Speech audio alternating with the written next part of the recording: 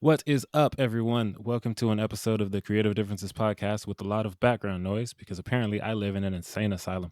I'm Dallas, and I've gone to Comic Con dressed as Deadpool from the post credit scene of this movie. Hi, I'm Gabby, and had completely forgotten about Negasonic Teenage Warhead, and I'm really glad that I watched this movie today. I'm Colin, and yeah, I don't know. I didn't have something ready.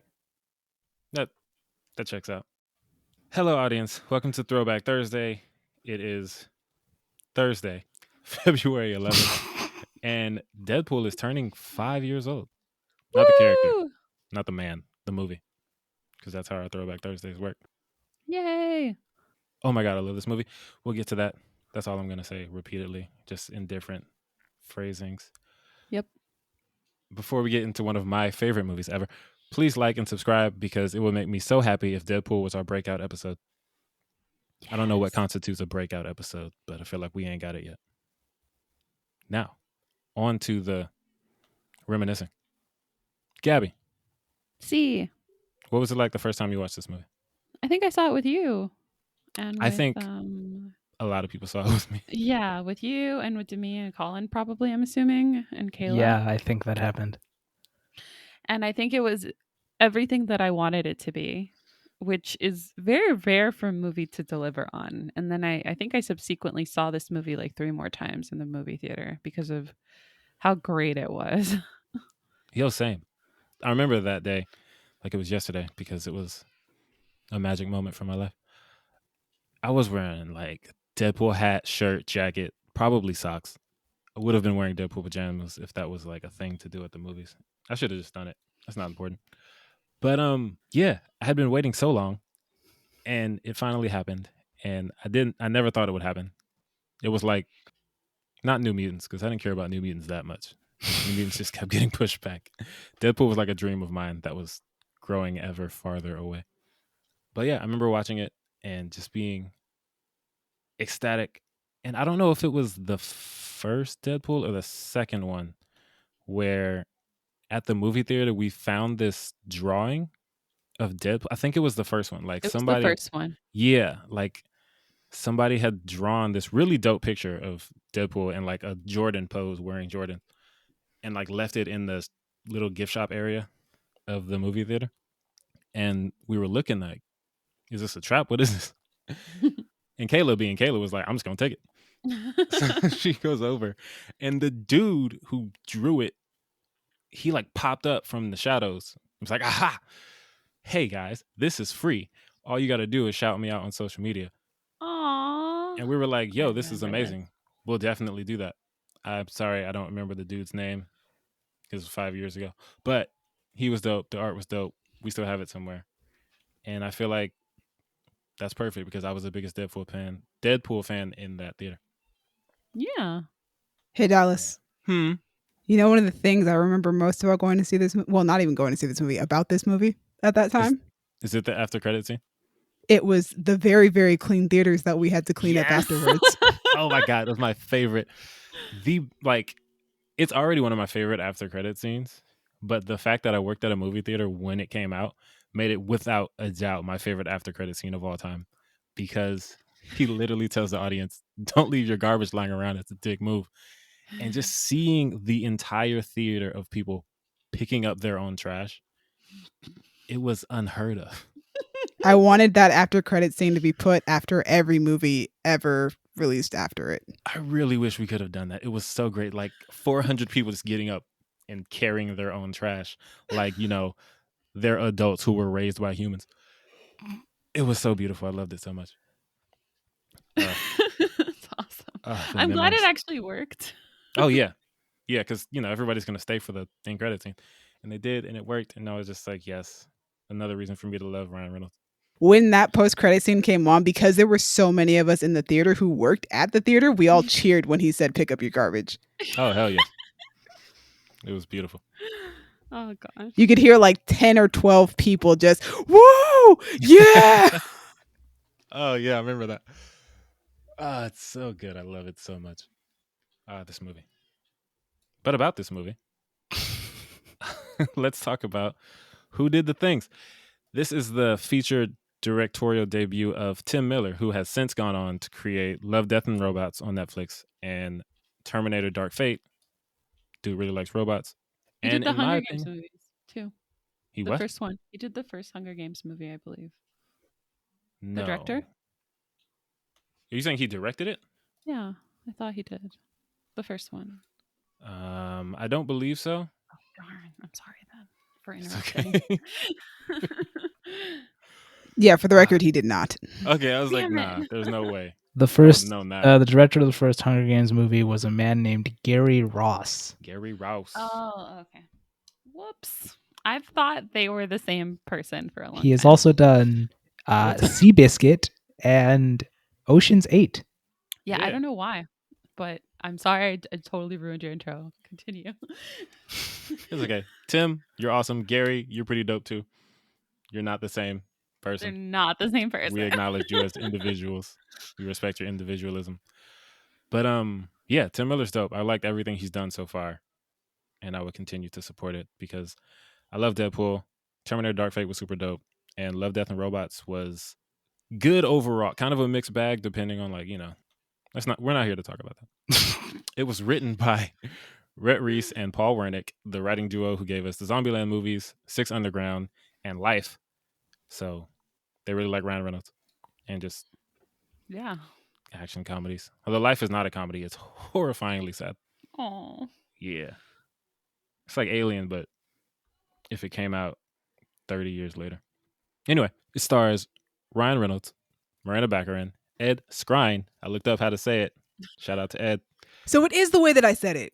Yes, it is Yeah. the way that you phonetically spelled it out in the chat.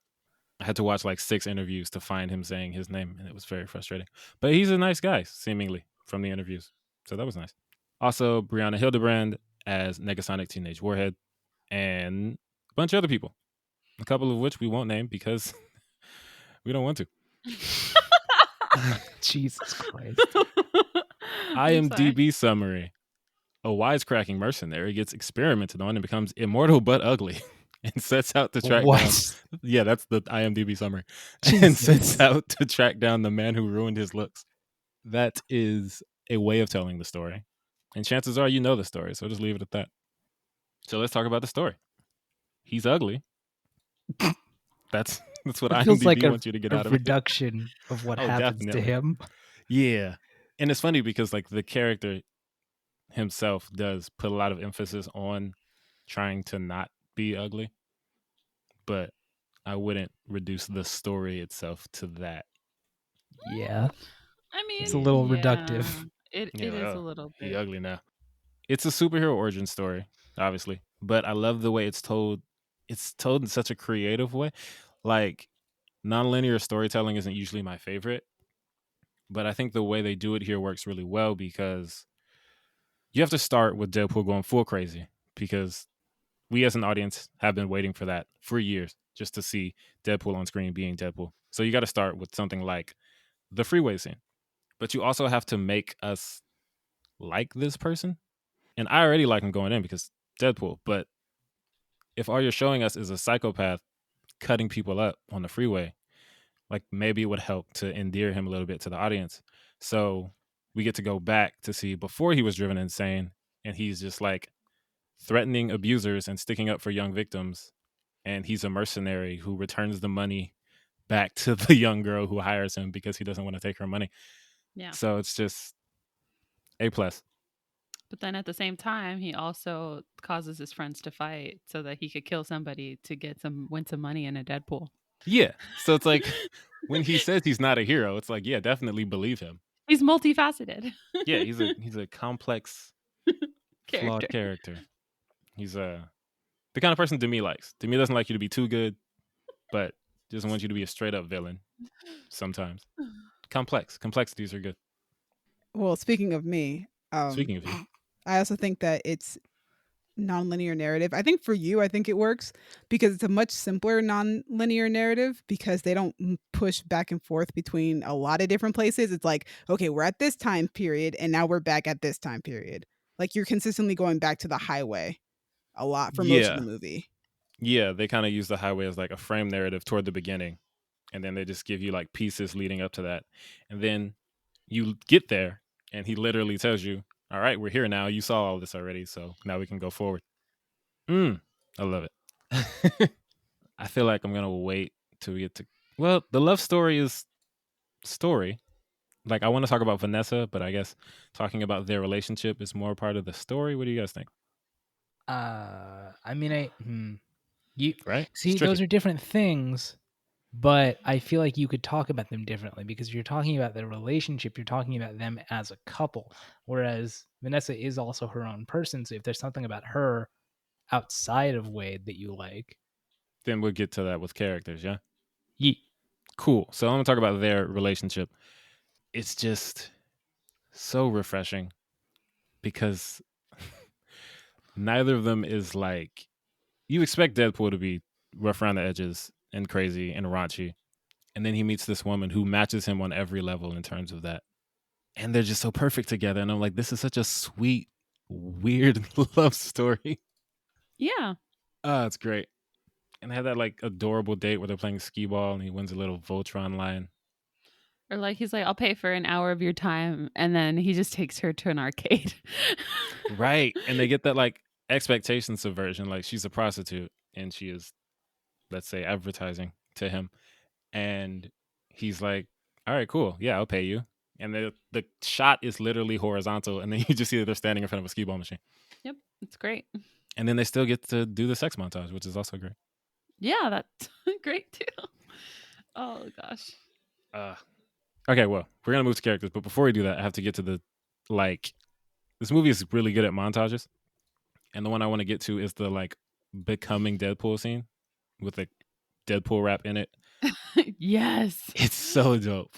Like, everything about it, I love. Like, the lead up with the conversation he has with Weasel, and then the way he's, like, adjusting. Because we see stuff like that. We've seen, who knows how many Spider-Man movies at this point, where he's putting together his suit, and now he's going to get the bad guys and blah, blah, blah, blah, blah.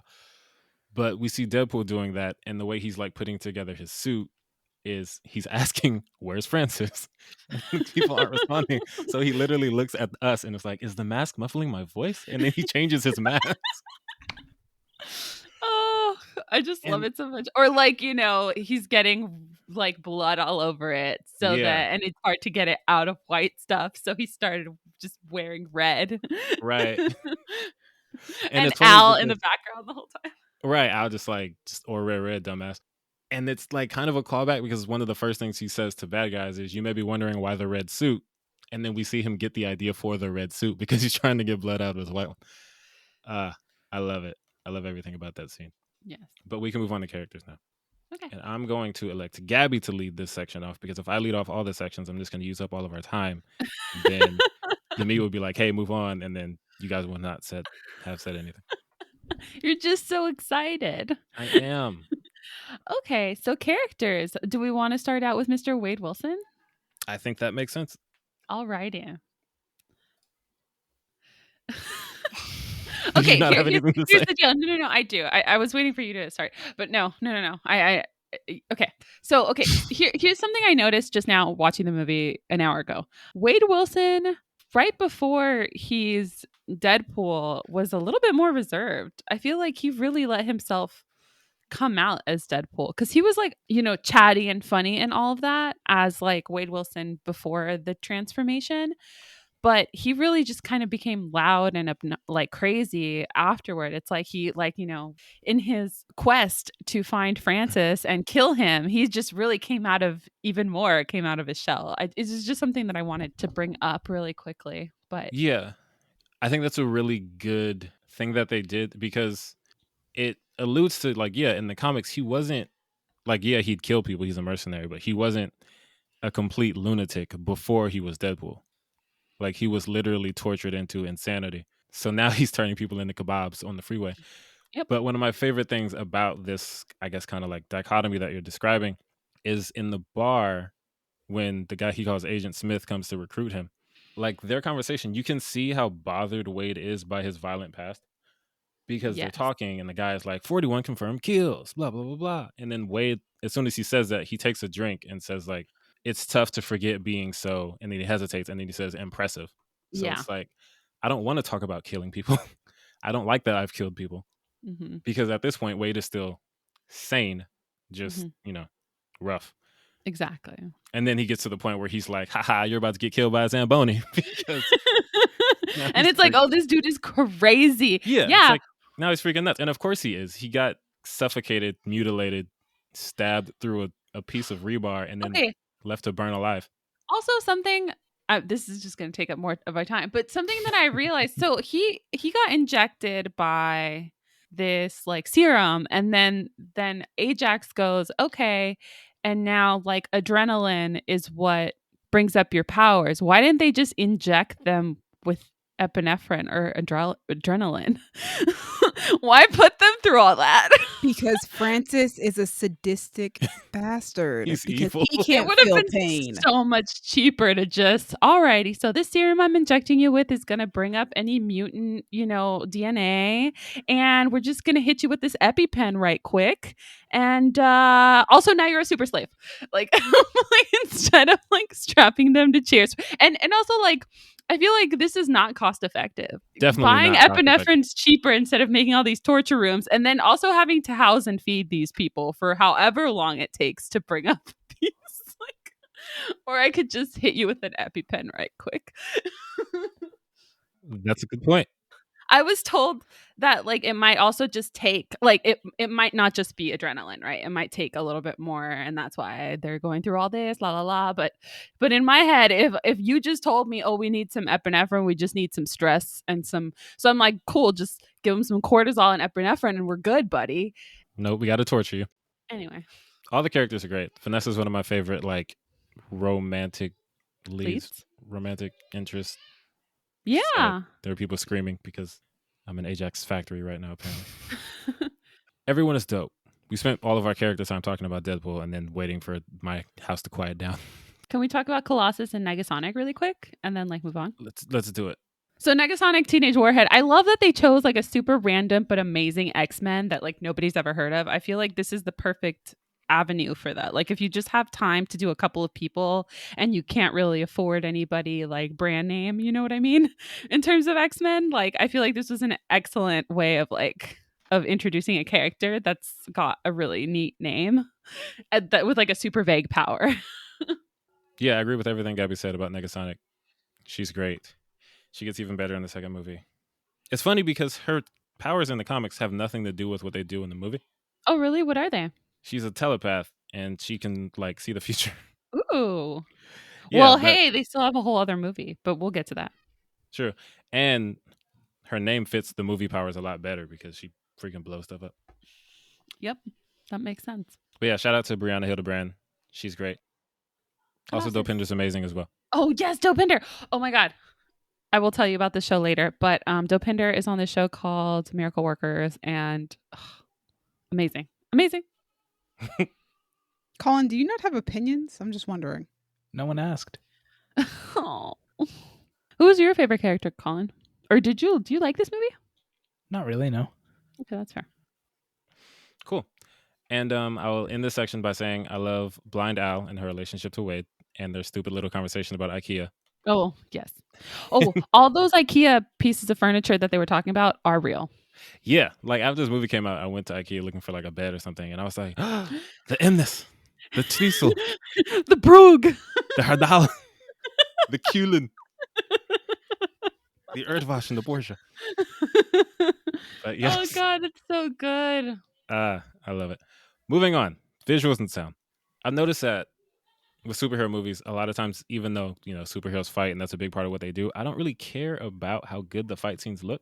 Yeah, me either. If I like the movie enough. But I really like the scene where Wade has the swords and Ajax has his axes, and they're like swinging them at each other. I was like, this is good. Yo, Like, they can both really fight. I the was thinking characters. about that while I was watching it too. I was like, wait a minute. They just gave each of them two like things to swing and whack at each other. This is excellent. And then I started thinking about how Ajax is a good villain for Wade because they both can't feel anything, or well, Wade can feel things, but like, it grows back really quick. And then Ajax can't feel anything and he's really strong. Like, this is a great pairing for a fight. It really is. It's fantastic. But yeah, I was thinking about that too. Weird. Same brain. But yeah, like all of the scenes where he's like going up against, like the army of goons who are shooting at him. A lot of times you get situations where they're all missing, like stormtroopers, because if the good guys get hit, you have to write something around that. Mm-hmm. But Deadpool can just run through all of this because it doesn't matter. like, yeah, he doesn't want to get hit, but it's not going to stop him from doing what he needs to do. And it's perfect because now we don't have to wonder why everyone on the other team sucks at shooting. They could be great at shooting. It's not going to save them because Deadpool's going to run through all the bullets and just kill them. I guess we can put this in visuals just because I want to. The scene with 12 bullets where he's counting them down is just my favorite scene. Yeah. one of my favorite things ever. It's so good. Yeah. It's so good. Like, it starts off as like what sounds like a little joke. Like, I only have 12 bullets, so you're going to have to share. And it just turns into one of the most badass scenes in any action movie. And the way they do it, because it's great for showing how skilled he is, but also there's comedy like all throughout that scene. I was trying to think. I had a very specific thing for this and I didn't write it down like a dummy. Visuals. All right, while Gabby thinks about it, I'm Yeah. going to talk about the soundtrack. The soundtrack is fire. The songs work super well for the story. Like, Calendar Girl is the best possible song for a sex montage that takes place over various holidays. Also, Mr. Sandman while he's getting tortured. Oh, that was so rough. Actually, visuals, my favorite, I think, is just the use of montages. They do it very well. Excellent use of montages. There's several montages in this movie, and they all work really well. Like, I wasn't getting sick of them. I was like, oh my God, yes, another montage. So probably that. So I guess the editing is probably my favorite part of this. Yeah. That's visually. fair. But yeah, go on about the soundtrack. Yeah, like Calendar Girl's great for that ridiculous scene. X Gonna Give It To You is DMX. I'm gonna say this now. DMX is the best song choice for any time you want to commit violence. DMX's entire catalog is just, you need to fight somebody, put a song on by DMX. But also, they're the freaking X-Men, so of course X Gonna Give It To You. It's perfect. Exactly. That's what I was saying. Oh, it's so good. It's so good. I want to shout out Team Headkick, who made the Deadpool song, because one, that song is amazing, but two, they didn't even make it for the movie. They made it for the video game that came out. I don't know exactly when the game came out, like a few years prior or maybe a couple years before, because the Team Headkick, they make songs about video games. I guess that's what they do. And they made the song about the Deadpool game, and then they came in and did another verse and like kind of edited it for the movie. So they like worked Colossus into the verse. The Captain Deadpool bit is now in the song. Yes. And it's so amazing good. And so perfect. And it was so good that they brought them back for the sequel to do an X-Force remix. So shout out. Yes. Shout out Team Headkick. I just like how accommodating they were. And they were like, oh yeah, we'll come in and like add extra things to this random song we did for a video game a long time ago. I imagine they were so happy when they found out that they wanted to use their song for the freaking movie. They're so dope. So good. And Shoot by Salt and Pepper is also fire. And freaking Careless Whisper. I can't. Yes. I can't keep going. The whole soundtrack is just really amazing. They had excellent choices in songs. I feel like there's a trend after, and it probably still happens right now, after Guardians of the Galaxy did what they did with their soundtrack. Yeah. And then Deadpool did that too. They just put their own kind of like more recent kind of spin on it. And I feel like it also just makes the movie timeless. Like, this movie could be taking place at any point in time and it doesn't matter because they use songs that were more than like 15, 20 years old. Gabby. Well, let me get mine out of the way. My favorite aspect is pretty much everything. Gabby, what's your favorite aspect of this movie? Oh gosh, how do I pick just one? I just like didn't.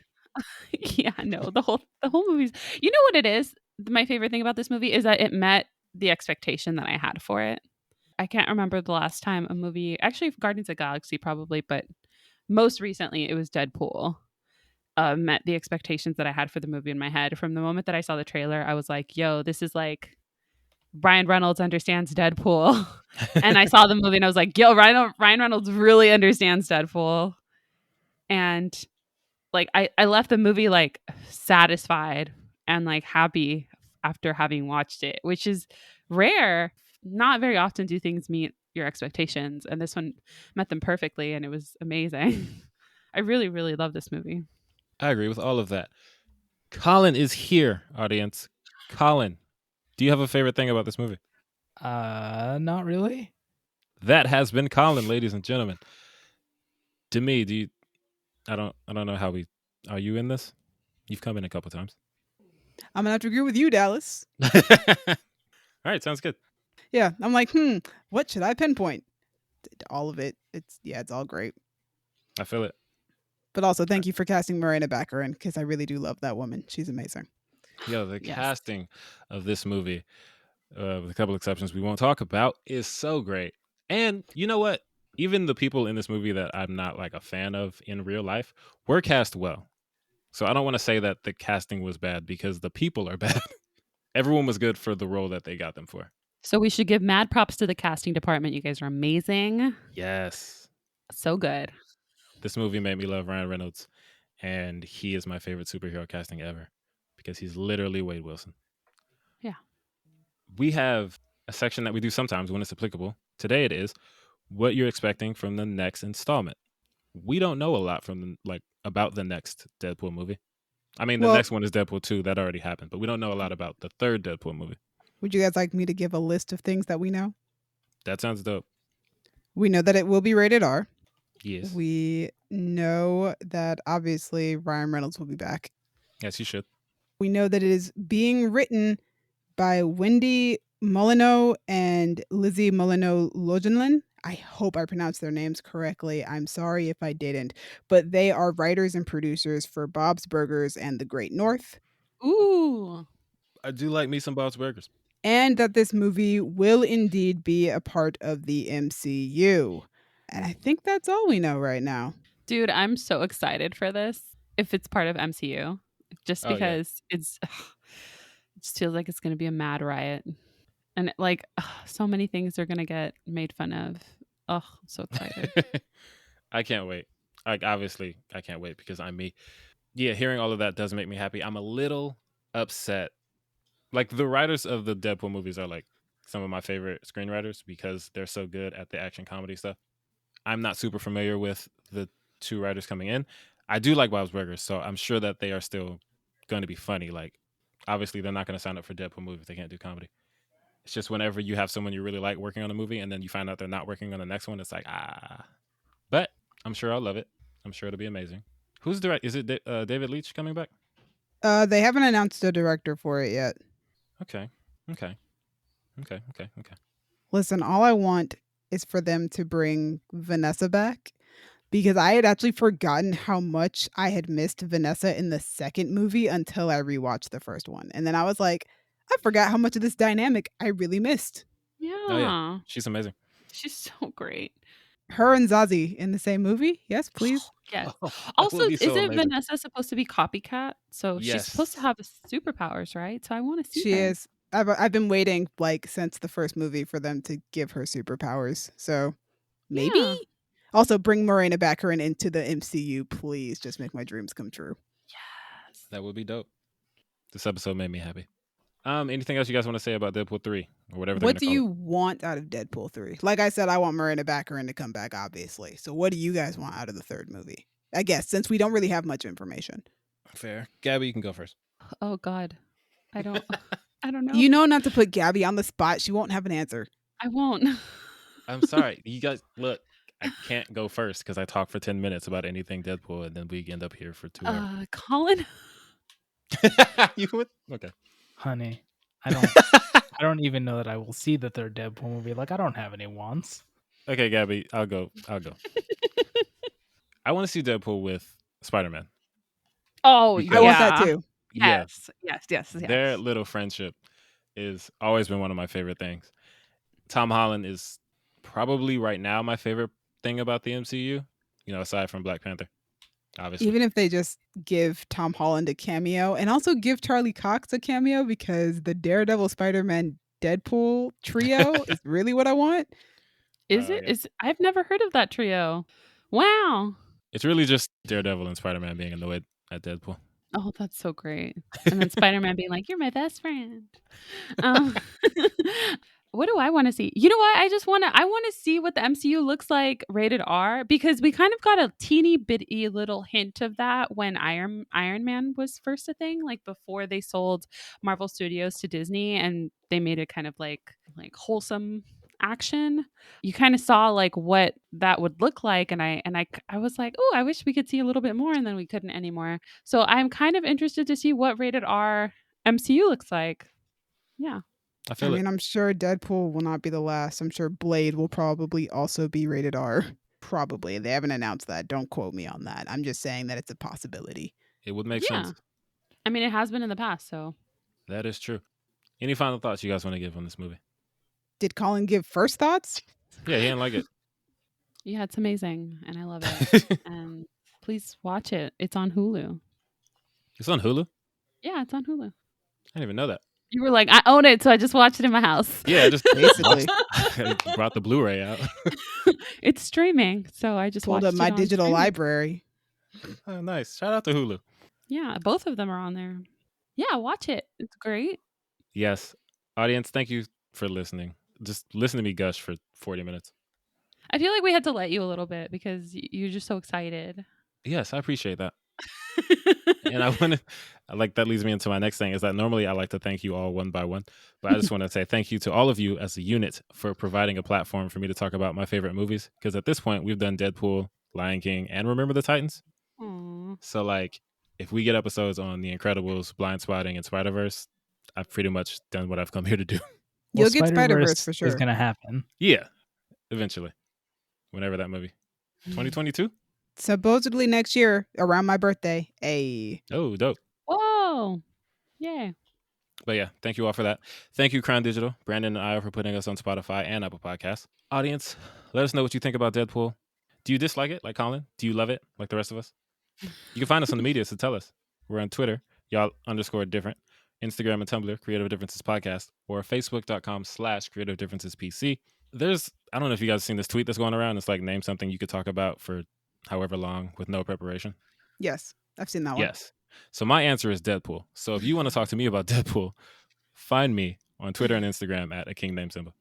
Hi, I'm Gabby. You can find me on the Instagrams at Stegosoria, and we could talk about Deadpool. We could talk about the MCU, whatever you want. You can find me on Twitter at Duck McGuck, and I don't know, talk to me about things that aren't that. I don't know. Demi, can they find you today? Nah, but I'm giving maximum effort. All right, that works. Yay. Gabby, Yes. can you sing Careless Whisper to take us out? And